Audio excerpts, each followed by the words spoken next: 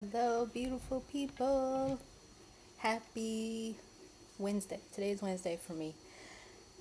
Happy day to you, whatever day it is.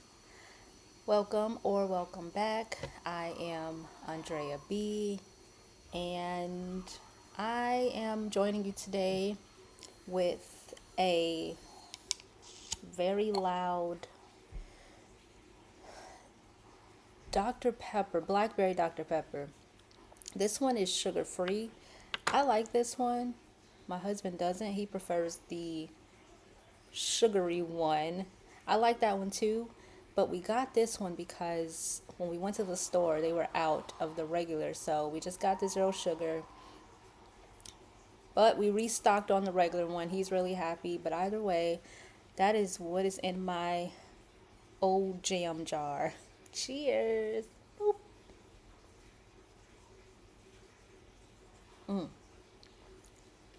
Nice and cold. It's pretty hot today, so I am hydrating. I do have a bottle of water, a little bit left as well. So, today I want to talk about procrastination. So fun, right? Very common. And why I decided to talk about this today is because I have been working on making the most of my time, as I recently just spoke with you all about. And how I've learned to do that is the past few months, I looked at where my time was going and I was not too happy. It was going toward meetings that to me felt useless because the information was very repetitive, and I just thought one was enough. I don't want to keep going to the same meeting basically, just on a different day. And then by the time the meetings were done, I was pooped. I did not have energy to do anything else. I just wanted to be a couch potato.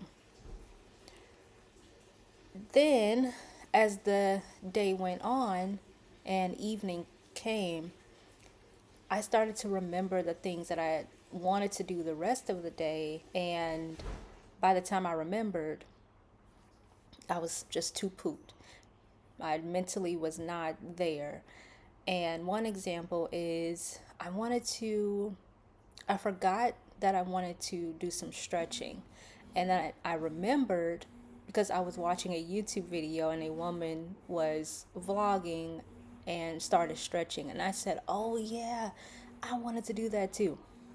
So that day I actually did decide to stretch, but it was in the bed and it was very low maintenance. Instead of going to the mat in the living room, I just said I'll stay right where I am, do a little bit of stretching. That still counts.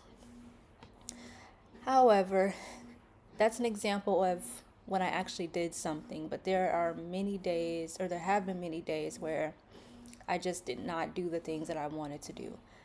And majority of that is because I was not thinking about the things that I wanted to do. I wasn't asking myself, what is it that I want to do? I was so focused on what I had to do and what everyone else wanted me to do, or just making time for other people and what they had going on, whether it was driving people to appointments or making time for clients, friends, whatever it is. So, before I get into the strategies that have been helping, I want to spend more time now on the importance of scheduling time for ourselves the same way that we do with anything else. We are good at scheduling time for work. We can even schedule downtime. Maybe it's dinner with friends, family, vacation, whatever it is. And I noticed that I planned a lot for the so-called big occasions, but not for the day-to-day things, including stretching, yes, scheduling that in, studying, reading, grocery shopping, cleaning, schedule it all. And I felt disappointed because I realized, like I said, how easy it was for me to make time for clients. And it seemed like I had all the time in the world for them.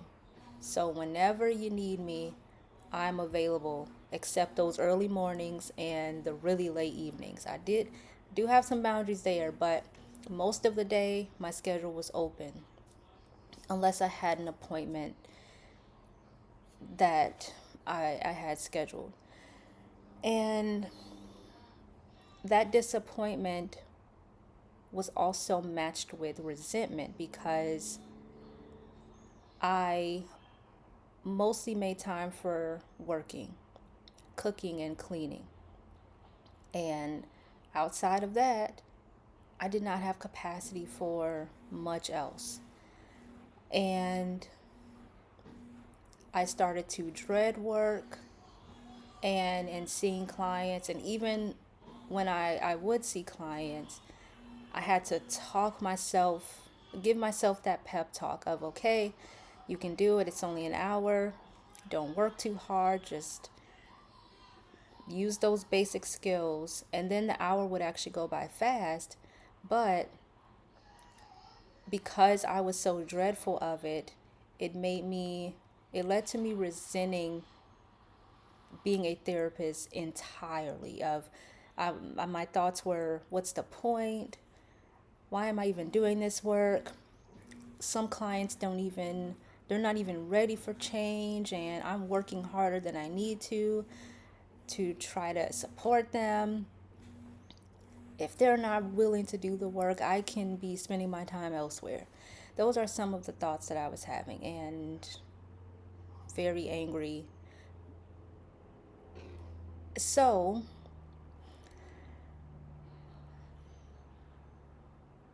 when I, and so, but I actually want to stick to that point because I hear very often, it wasn't just me, but people struggle with just scheduling time for their life, and especially scheduling things around their life, work included.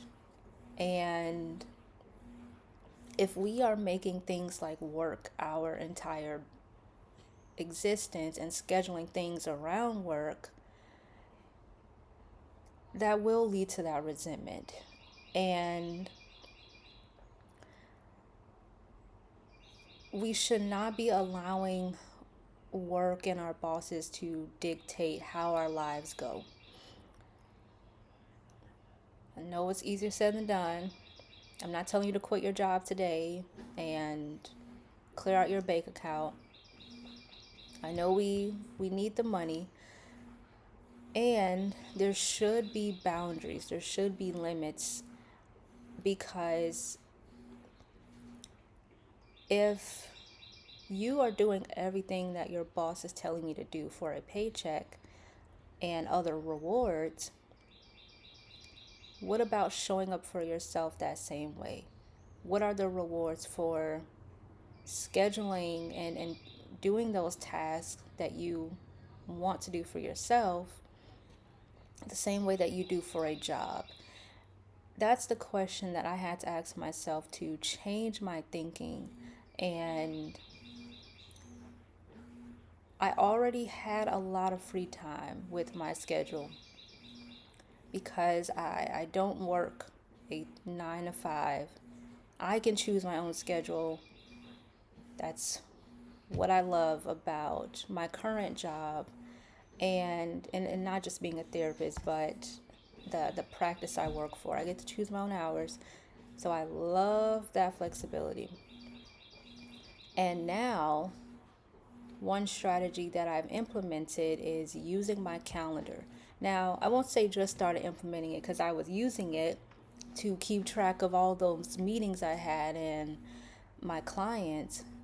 But now I'm scheduling in everything I named earlier: the cleaning, the grocery shopping, the working out. And it actually helps me stick to that timeline of getting things done. And another mental hack that I've implemented is, if I don't feel like getting out of bed, I will say what I noticed is I would put things on hold, like the household task. I would just say, oh, I'll do it later. I'd rather just sleep in now. And then I wouldn't do it when I wanted to. One of my favorite quotes, I don't know who it's by, but it says, sometimes never, sometimes later turns into never, so do it now. And another reason I was so resentful of being a therapist is because there were no exceptions. There were maybe 2 times I canceled on clients because I just was not feeling well. Out of my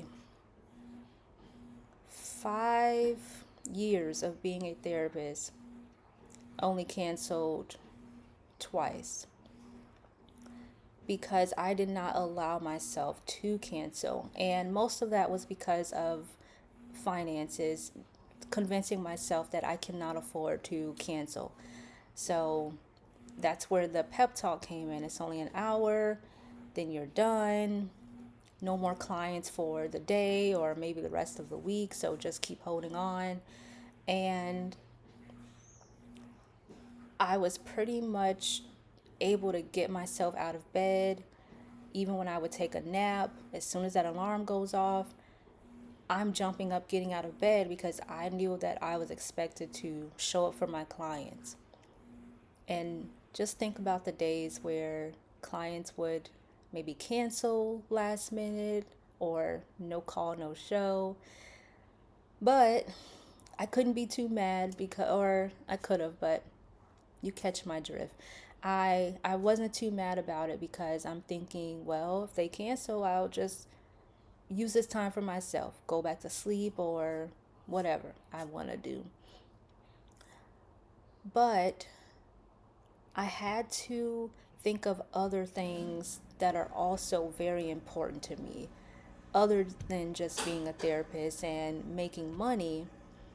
I had to reframe my thoughts to get me out of bed, and not just scheduling things, but also in being reasonable, because early in the morning I don't like to just jump out of bed and start being so physically active. I like to have a very slow, productive morning.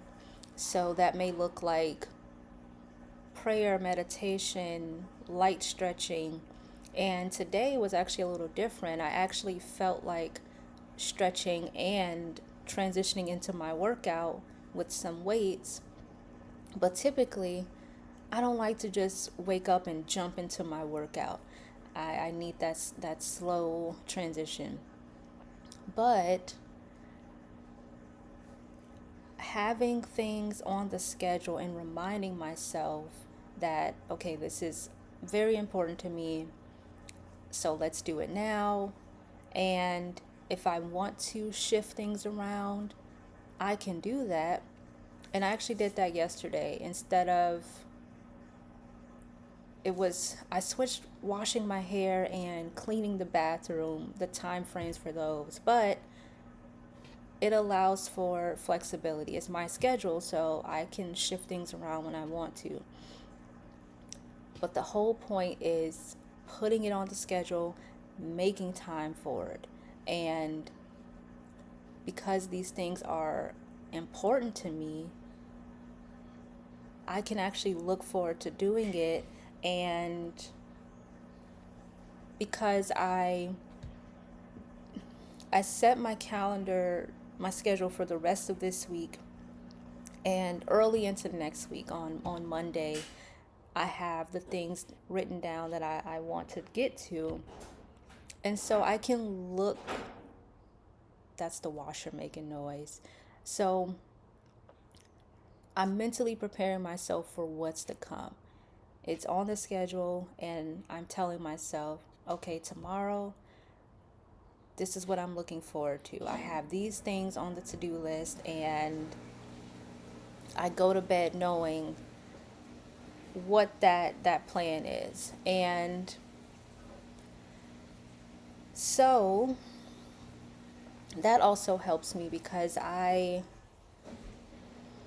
it's not that I don't like things to change, but I do like schedules. I do like to plan, and yeah, so it just helps me mentally to know what I have going on in my day. Um, Now, with this schedule, something I noticed too when actually putting things on the schedule is that I kept questioning, did I add everything that I wanted to add? And the answer is no, because again, some things do change, as I was talking about earlier.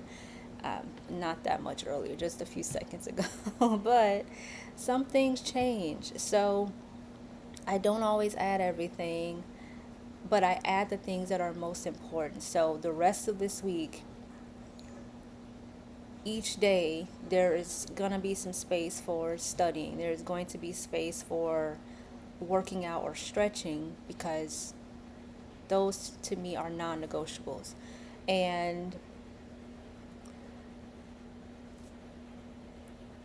the reason that I'm encouraging this for you all is because I think it helps to reclaim your time, just like it is for me. And it's actually opening my eyes to realize how much time I actually have to get things done. And another example of that is actually today, I put on my schedule to go to the library at 11:30, and I actually didn't leave the house until after maybe 11:40 or around 11:40.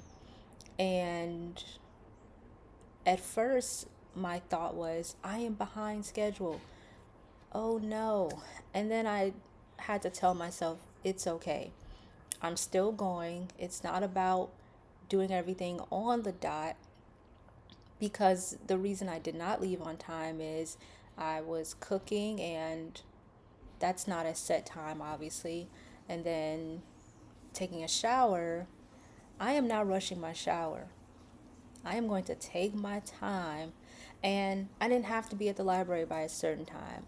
So once I told myself that, I was able to relax, and that actually led to me being so-called ahead of schedule because I gave myself an hour slot for the library and then an hour slot after that to go to the grocery store.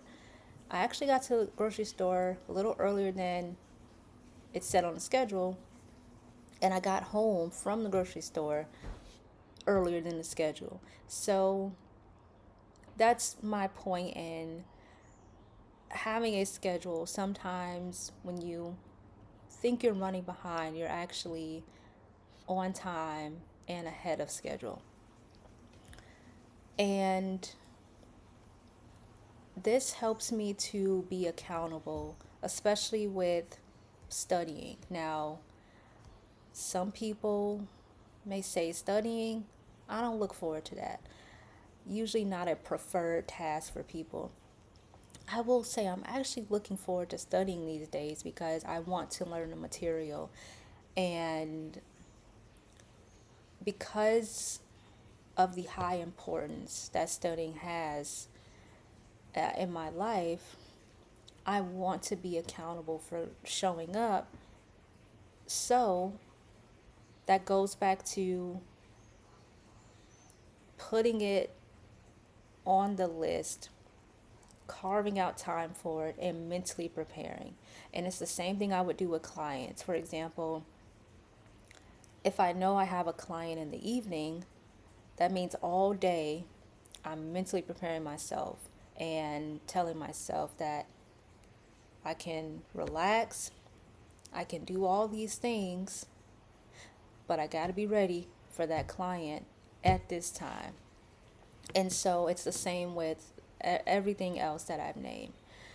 And I'm getting things done. And that's the most important part to me, is just doing the things that I say I'm going to do. And that's really all that's to it. It's definitely a mental shift. That's the most important part. Like I said, once I realized how much I was investing to show up as a therapist, I said, wait a minute, I can be doing the same thing for everything else. And so, in understanding why these things are important for me, like working out, moving my body, I don't want to lose it, so I'm going to use it. I want to be as strong as I can be. Not the strongest woman in the world. That's not my jam. Just strong enough to get through the day, and maybe a little stronger to surprise people and lift a couch with one finger occasionally, things like that. Like not to do that every day, but we got to shock the body every once in a while. That's how we become stronger, right? A little health class for you. When I learned how muscles grow, that they first have to tear and then they merge together to form a bigger muscle, that just shocked my brain when I first learned that. Okay, health class over. So, my encouragement for you is not only thinking of what you want to do, but maybe understanding the importance of it, because if it's important enough, you will make time for it. You will keep showing up. Even when you talk yourself out of it, there will be a reminder of why doing it is important for you, and why you want to show up. And so far, it's been working for me. It's only been a couple days of implementing the schedule, and I love it. So I want to stick with it because, like I said, I schedule everything else. So why not schedule in the things, the day-to-day things, like I said. And that's all there is to it. And I'm pulling up my schedule here on the side because I'm forgetting that fast what I had on the on my list. Yeah, how fun is my life? It's really just studying, a little bit of work here and there, a little bit of few errands. And what I will say, honestly, too, I realized that having this schedule, I don't have much time, or I'm not making time to be a couch potato the way I used to. Or maybe I would binge a show for a little bit, and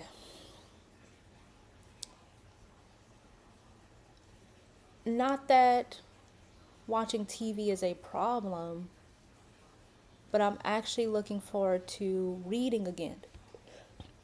I've always been known as a bookworm most of my life, probably since I first learned to read. People have been calling me a bookworm. And I noticed the past few months, I just had no desire to read anything, nothing heavy. So I just did not want any self help books, nothing. I just wasn't interested in a lot of things. And I even noticed that with food. I know I've spoken with you all about my relationship with food and being a former overeater and not living for food the way that I used to. And it was actually just last week.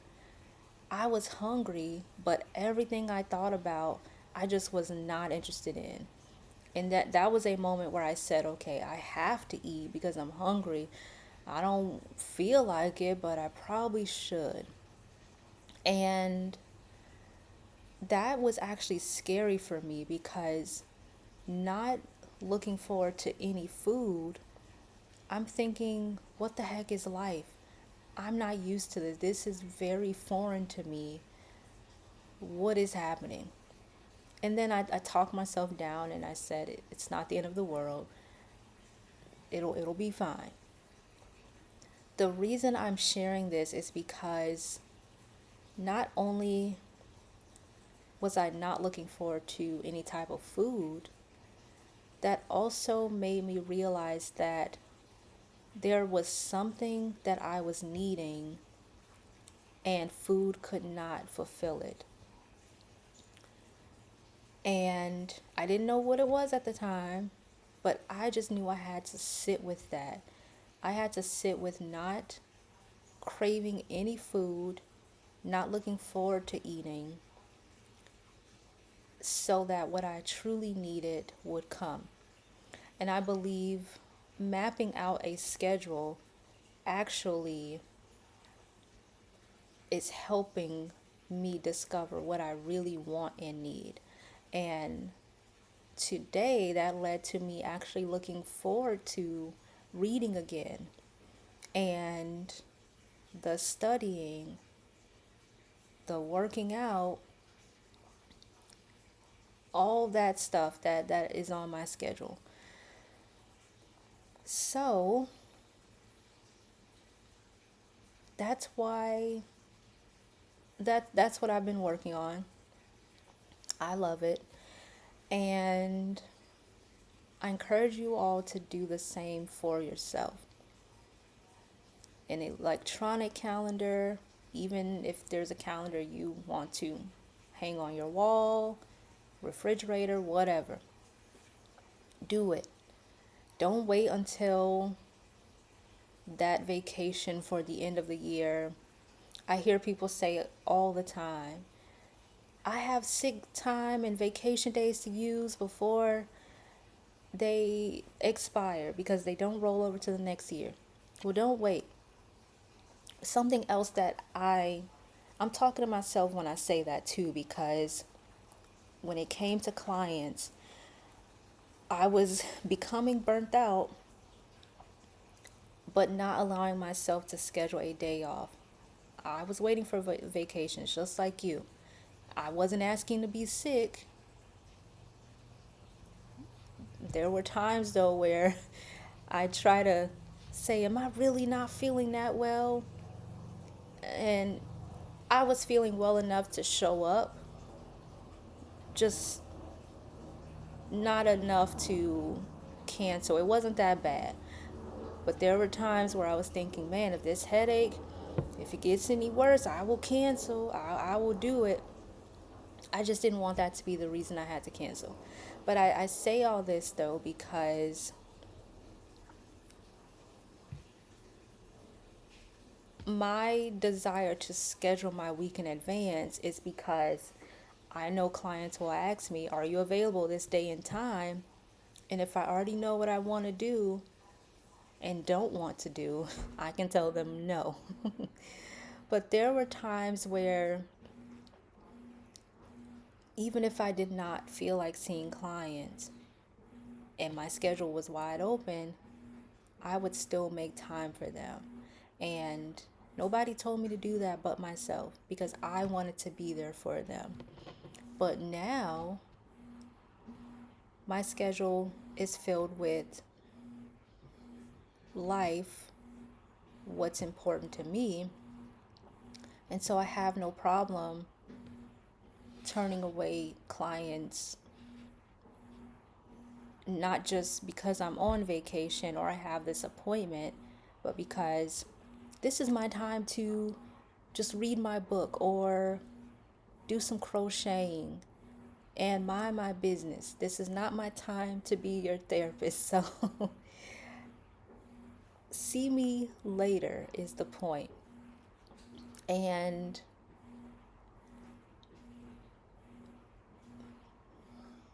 I'm just excited to see the transition, how this will benefit me over time. And I remember my supervisor would even tell me when I first started, she would say, don't send clients all your availability. Just send them a few time slots at a time. And I was thinking, it's just easier to send them all of my availability so that we don't have to keep going back and forth of, does this work? Does this work? No, it doesn't work. And so I used to flip it, or I still do, and I would actually ask the client what works for them. And then if I can see that, I can tell them whether it works for me or not. But she told me not to send them all of my availability for other reasons. But I'm choosing not to send it with her suggestion, but also because I don't have that availability like I used to. I'm not sitting around waiting for clients to schedule with me because my life goes on. And if I wait for them, from my experience, I'd be waiting because if you know how therapy works, you know that clients will come if they want to, and if they don't, I shouldn't hold my breath. I won't do it. So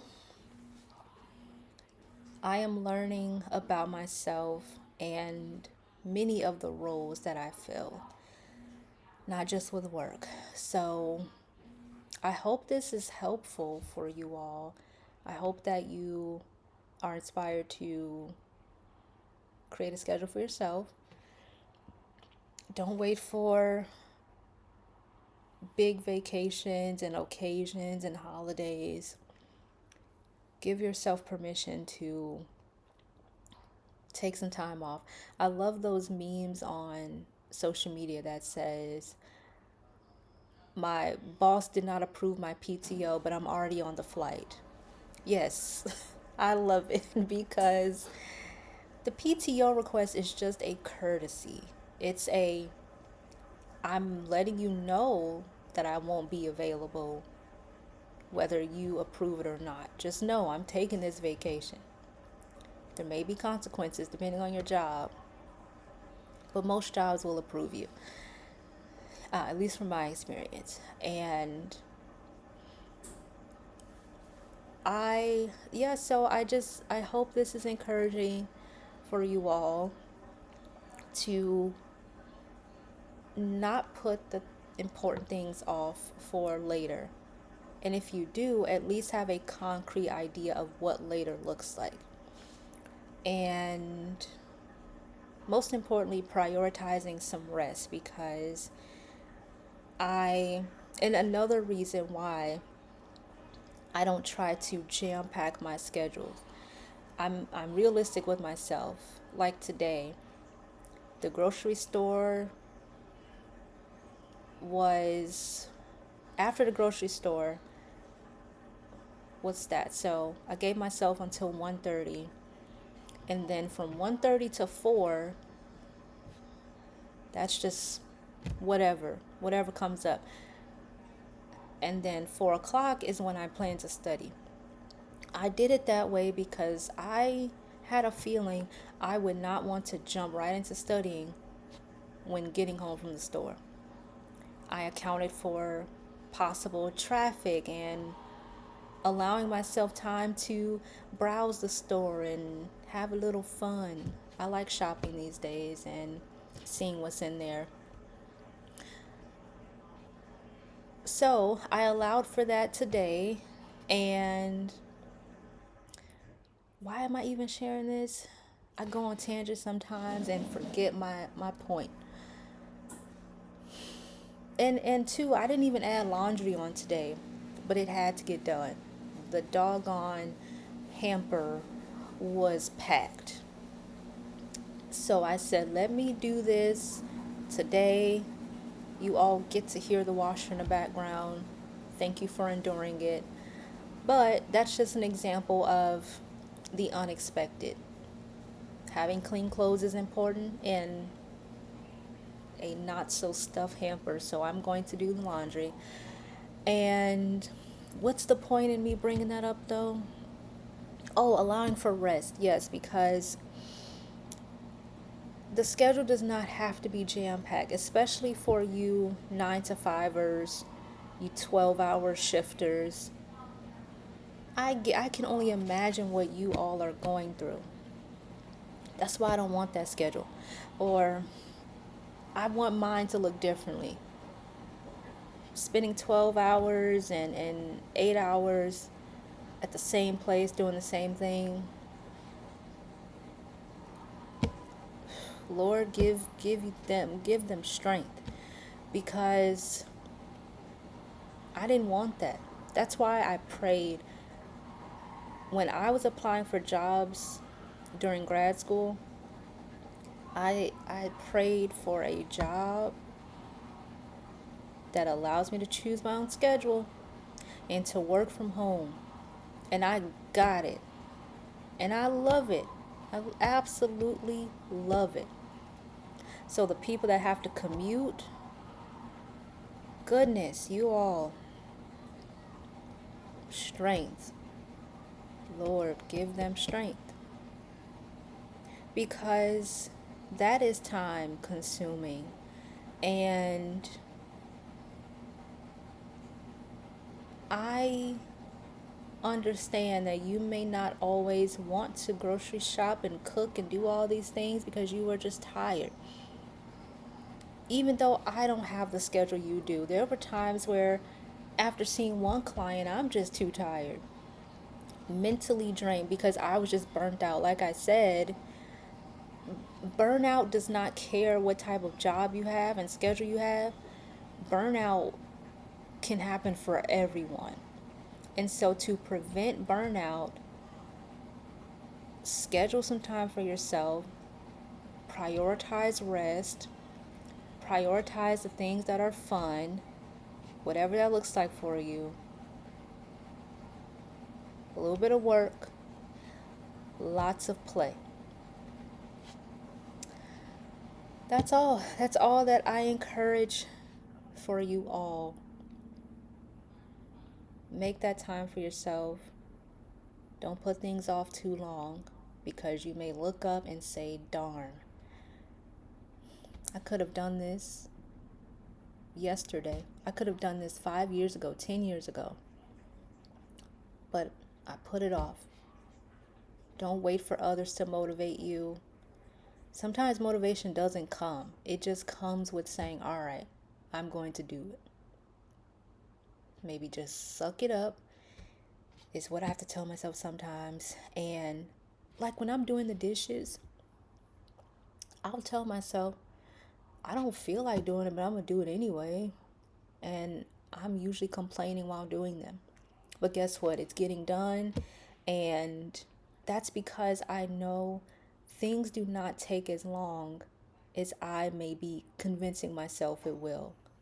That's another reason why I am able to get things done, because I may be dreading the activity, but when I actually stop to think about what I actually will be doing and how long it may actually take, I then can say, all right, it won't be that long. It'll be over before I know it. And there are times where I'm actually shocked and I'm like, wow, it's only been 5 minutes. Like, dang, I thought it was 20, 30 minutes. So we just got to do things, and we don't have to feel like doing them. No one said you have to fill up for it to do it. So take that pressure off yourself. You don't have to be excited to do the dishes. Sometimes you will be. Think about why you're doing the dishes. If you want clean dishes in a clean kitchen, maybe that makes you excited. Makes me excited. So that is all. I know I've given quite a few different examples. Apply it to your life where it fits. And that is all for you, lovely people. So I'm going to conclude here. With love always. Thank you for tuning in. Subscribe if you haven't already, and thank you to those that have subscribed. The numbers are creeping up. I appreciate you all for supporting me. Like, share, turn on notifications so that you get those updates when I post again. Until next time, peace out.